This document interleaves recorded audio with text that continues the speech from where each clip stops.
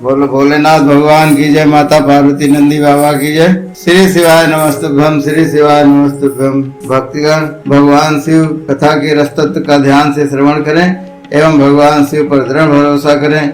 आपके समस्त कार्य भगवान शिव की कृपा से निश्चित पूर्ण होंगे। बोलो भोलेनाथ भगवान की जय, माता पार्वती नंदी बाबा की जय।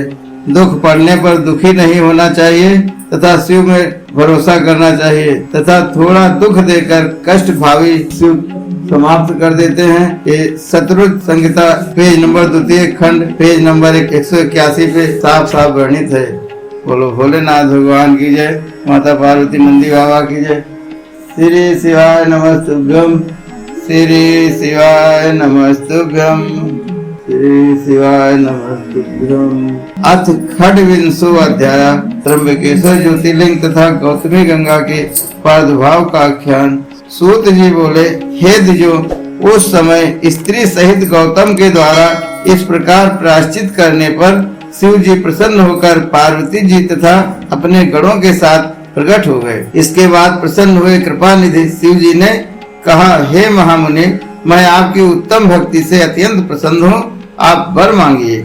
तब महात्मा शिव के उस सुंदर रूप को देखकर शंकर जी को प्रणाम कर प्रसन्न हो गौतम ऋषि उनकी भक्ति पूर्वक स्तुति करने लगे। बहुत प्रकार से स्तुति करके एवं शिव को प्रणाम कर हाथ जोड़कर महर्षि गौतम स्थित हो गए और कहने लगे, हे देव, आप मुझे पाप रहित करें।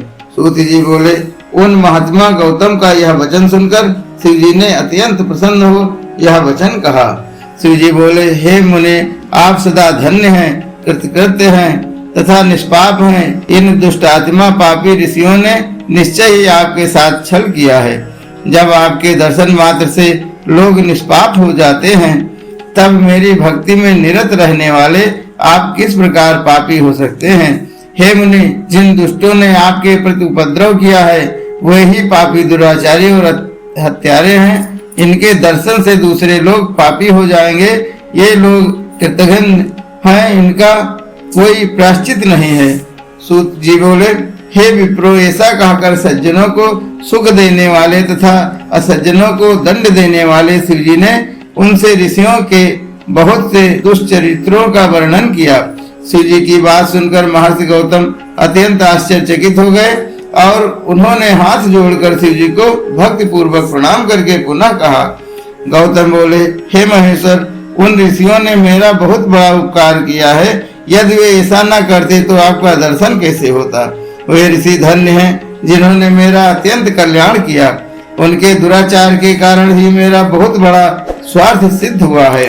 सूत जी बोले, उनकी यह बात सुनकर अति प्रसन्न हुए शिव जी ने कृपा दृष्टि से गौतम की ओर देखकर शीघ्र ही उनसे कहा। शिव जी बोले, हे विपेंद्र, आप धन्य हैं, आप सर्वश्रेष्ठ हैं, ऋषि हैं। मुझे परम प्रसन्न जानकर आप उत्तम वरदान मांगिए। सूत जी बोले, हे द्विजो, उसके बाद गौतम ने भी अपने मन में विचार किया कि अब मेरे पाप की प्रसिद्धि लोक में हो चुकी है, इसलिए यह जिस प्रकार झूठ न हो उन ऋषियों की यह कही बात सत्य करनी चाहिए। ऐसा निश्चय करके शिवभक्त मुनिश्रेष्ठ गौतम ने हाथ जोड़कर सिर झुका करके शिव जी से यह वचन कहा। गौतम बोले, हे नाथ, आप सत्य कहते हैं, किंतु जैसा पंचों ने निर्णय दिया है वह अन्यथा न हो। जैसा उन लोगों ने निर्णय दिया है वही होने दीजिए। बोलो भोलेनाथ भगवान की जय, माता पार्वती नंदी बाबा की जय। श्री शिवाय नमस्तुभ्यम, श्री शिवाय नमस्तुभ्यम, श्री शिवाय नमस्तुभ्यम। हे देवेश, यदि आप प्रसन्न हैं तो मुझे गंगा प्रदान कीजिए और इस प्रकार लोक का उपकार कीजिए। आपको नमस्कार है, आपको बारंबार नमस्कार है। सूत जी बोले, ऐसा कहकर लोक कल्याण की इच्छा से गौतम ने उनके चरण कमल पकड़कर देवेश को पुनः प्रणाम किया। उसके बाद पृथ्वी तथा स्वर्ग के सारभूत जिस जल को निकालकर पूर्व में रख लिया था और विवाह काल में ब्रह्मा जी के द्वारा दिया गया जो कुछ शेष जल बचा था उसे भक्त वत्सल भगवान शिव जी ने उन मुनि को प्रदान किया। उस समय वह गंगा जल परम सुंदरी स्त्री के रूप में परिणित हो गया। तत्पश्चात ऋषिवर ने उसे स्त्री रूप जल की स्तुति कर उसे प्रणाम किया। गौतम बोले, हे गंगे, आप धन्य हैं, कृतकृत्य हैं। आपने जगत को पवित्र कर दिया है, अतएव निश्चय ही नरक में गिरते हुए मुझे भी आप पवित्र कीजिए। सूत जी बोले, तब सबका हित करने वाले शिव जी ने भी कहा, हे गंगे सुनो, तुम मेरी आज्ञा से इन गौतम मुनि को पवित्र करो। तब उन शिव तथा गौतम के वचन को सुनकर भगवान शिव की शक्ति परम पावनी गंगा जी ने शिव जी से कहा। गंगा जी बोले, हे प्रभु, मैं मुनि को परिवार सहित पवित्र कर अपने स्थान को जाऊंगी, मैं सत्य वचन कहती हूँ। सूत जी बोले, जब गंगा जी ने ऐसा कहा तब भक्त वत्सल शिव जी ने लोकोपकार के निमित्त गंगा जी से पुनः यह वचन कहा। शिव जी बोले, हे देवी, वस्तुतः मनवंतर के 28वें कलयुग तक तुम यही निवास करो। सूत जी बोले, उन स्वामी शिव का यह वचन सुनकर नदियों में उन श्रेष्ठ उन पावनी गंगा ने पुनः कहा। गंगा जी बोली, हे स्वामी, हे महेश्वर, हे त्रिपुरांतक, यदि सबकी अपेक्षा मेरा महत्व अधिक रहेगा तभी मैं पृथ्वी पर निवास करूंगी। हे स्वामी, हे प्रभु, एक बात और सुनिए, आप अपने गणों एवं पार्वती सहित अपने सुंदर स्वरूप से मेरे समीप निवास कीजिए। सूत जी बोले, उनका यह वचन सुनकर भक्त वत्सल शंकर ने लोकोपकार के लिए गंगा जी से पुनः यह वचन कहा।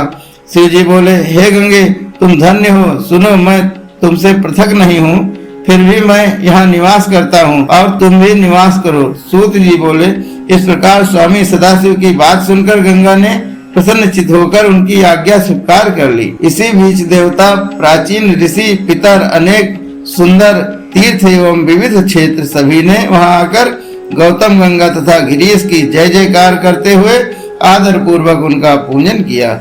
इसके बाद ब्रह्मा, विष्णु आदि उन सभी देवताओं ने हाथ जोड़कर सिर झुका करके प्रसन्नता पूर्वक उनकी स्तुति की। उस समय उन देवताओं पर प्रसन्न हुई गंगा जी तथा शिव जी ने कहा, हे सुरश्रेष्ठो, आप लोग वर मांगिए। आप लोगों का हित करने की इच्छा से हम दोनों उसे प्रदान करेंगे।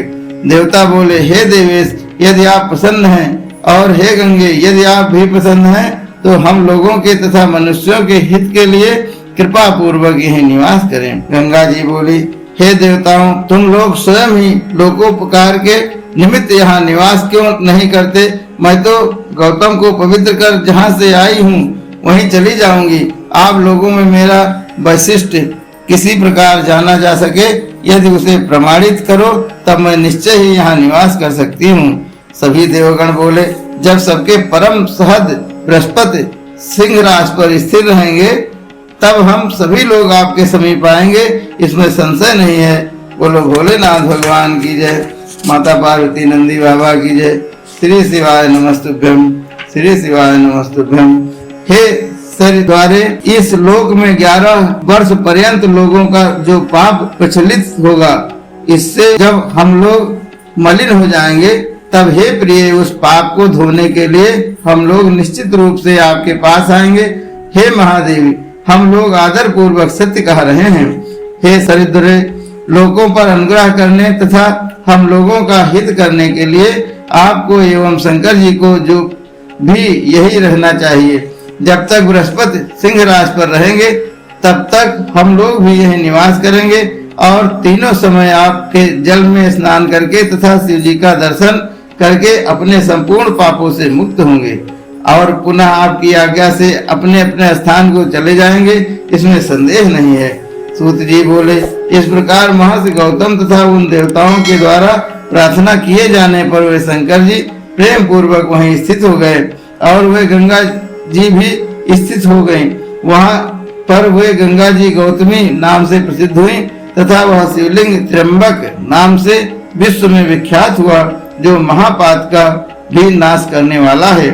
उस दिन से लेकर जब जब बृहस्पति सिंह राज पर आते हैं तब सभी देवता, तीर्थ तथा क्षेत्र यहाँ आते हैं।